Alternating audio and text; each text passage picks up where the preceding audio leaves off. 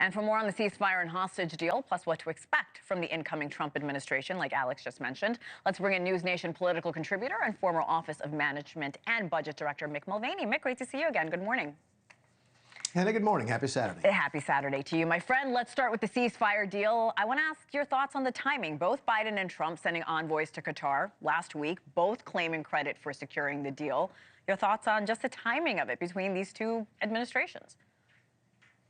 Yeah, I mean, I'm a big believer in the axiom that it's amazing what things can get done if no one worries about who gets credit. But because it's Washington and politics, let's talk about who gets credit. Look, obviously both administrations, the outgoing Biden administration and the incoming administration, were involved in this. They had to be because of the transition period between the election.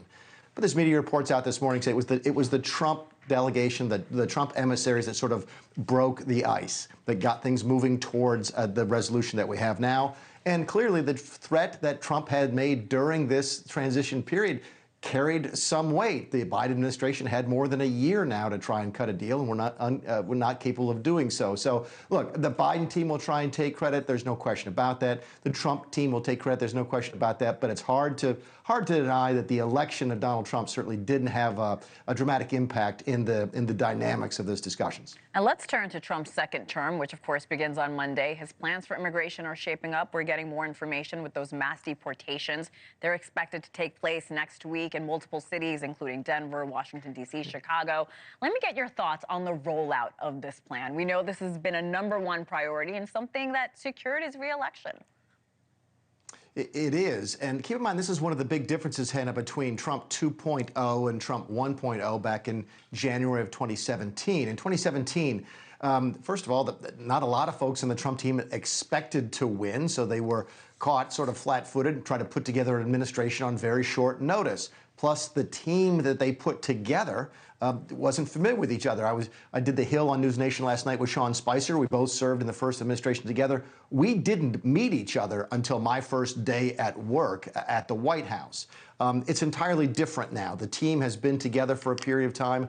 They were expecting to win. They were planning on winning. They were ready to hit the ground running. So folks like Stephen Miller have been working on this for 12, 18, maybe 24 months. You should expect to see an efficient application of the new policies beginning probably not on Monday because of what happens on an inauguration, but Tuesday morning things are going to be very, very different on our immigration policy along the lines of what Donald Trump promised when he ran for election. This is why I always enjoy talking to you. You always bring us the behind-the-scenes insight that most Americans don't know about. But it is one thing to talk about immigration, Mick. It's another to see mass deportations play out in real time. Are Americans ready to see this happen? Well, we'll find out, right? I mean, that's the beauty of elections. They do have consequences. Trump told people what he was going to do. And if he does exactly what he said he was going to do, then people are going to have a chance to say, well, you know, did I vote for that or not? It's going to be interesting to see how people respond. Personally, Hannah, I don't imagine these huge roundup of tens of millions of people early on in the process. Go back to what Donald Trump has talked about during the election. Go back to what Tom Homan, the new border czar, said when he was announced for office, which is that they're going to start with the criminals, start with the violent criminals. I would hope that Democrats, Republicans, independents alike could agree that maybe the place to start, the right place to start, would be on folks who have come here illegally and broken the law, hurt, killed, raped American citizens, that is where we should start. My guess is, and it's an educated guess, is that's where you'll see the first efforts here. And it might be a while before we see, if at all, what the folks have sort of anticipated is mass roundups of millions of people. All right, we'll be watching. Let's turn to the economy. You are a budget hawk, Mick. The latest inflation numbers released days ago, it showed an uptick year over year. We know Trump has a lot of work to do to get that under control. What do you want to see from his team in the next few weeks?